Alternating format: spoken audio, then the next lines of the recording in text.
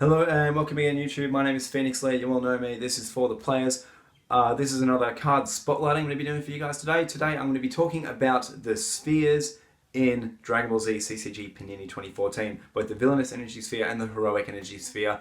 Why they are so important to all decks and why you also might want to leave them out. Because I know there's a lot of controversy and a lot of talk about them in general.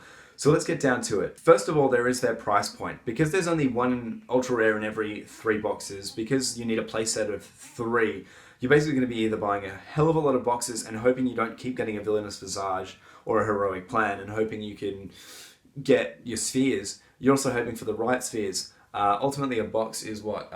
In Australia, I think TAC Games is doing them for like 120 or something like that. So ultimately a sphere becomes a $120 card. Now, buying a sphere for $120 is not something I actually really want to do. For you Americans, it might be something like $90, which is quite pricey for just a single card from a single set, and it's really frustrating. I don't actually own a full set myself. And I really can't be bothered forking out the cash for it because I've got a lot of other things to pay for in my life, as I'm sure a lot of you else do. And I've had a lot of comments on what you can substitute out for spheres. I honestly don't think there is a substitute for spheres, but you do have to look at it in your meta and realize what you're actually doing. If you don't sort out for spheres, you're losing a lot of ground, and a lot of people don't actually realize how much ground. So I'm going to go into how much ground you're going to lose. First of all, one of the top decks at the moment, Namekian, which has Namekian Overtime as its amazing bomb. Spheres will counter a Namekian Overtime, and it is so important that it does because it gives the Namekian player card advantage. It also destroys cards without being an attack. So important, so relevant to counter something like that. At Ginyu, you've got Blue Ginyu, which will be running Blue Reprimand, or any ball deck which will be running Blue Reprimand to pull up Ball 7 and play it again. You want to be stopping that. Because otherwise they're just going to keep destroying cards on the top of your deck. Ginyu also has his body switch, which gains him 6 anger. You want to be countering that. Goku's Kaioken, while we're on the topic of raising 6 anger, countering those is just so important. Orange body destruction, orange destruction, basically the one that gives you a life card for every drill. It is nuts, needs to be countered.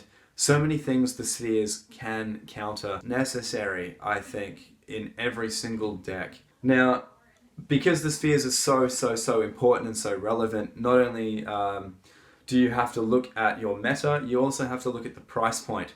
So me personally, I would love to shell out for a playset of spheres. Just the amount of money involved, I don't deem worth it based on my living costs at the moment. A lot of other people who are older players will understand that spheres are important, and I understand that they are so important. There's the amount of times I've wanted to have a sphere in hand to be able to counter something and have not been able to, and it's been deeply frustrating. You can always proxy them, but for tournaments this is just not allowed unless your tournament for some reason allows you to run proxies.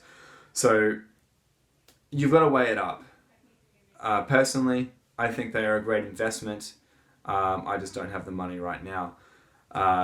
I think that should settle the argument on spheres. Are they good? Yes. They are definitely very good. Are they worth it? Yes, they are definitely worth the money. Do you have the money?